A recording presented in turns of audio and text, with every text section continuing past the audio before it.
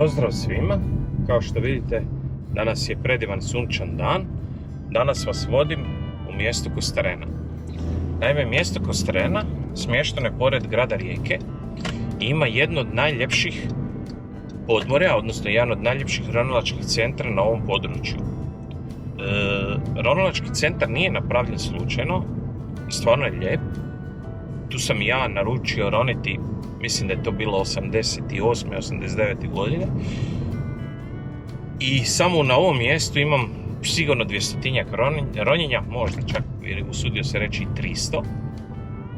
I koliko god puta uđem u to podmorje me uvijek iznenadi koliko tog života ima.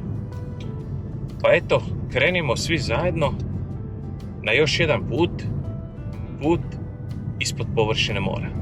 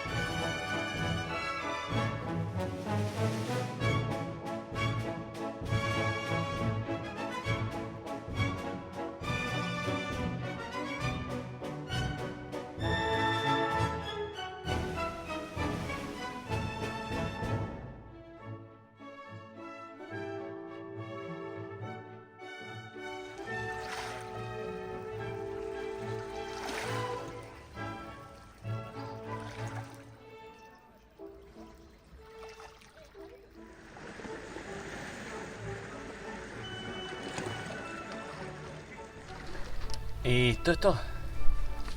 Kao što vidite, Pale sam na svijetu, ali nije tako loš svijet. Rekli bi ljudi, ništa mi ne može ovaj dan pokvariti. Eto, to je to. I naravno, svima skupa ugodan nastavak dana. Da, ovo je raj na zemlji.